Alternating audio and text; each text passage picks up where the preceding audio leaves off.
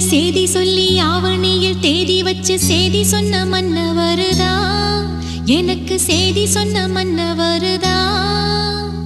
சொந்தம் சொல்லி நெத்தியில குங்குமத்தை வச்ச ஏன் மன்னவரு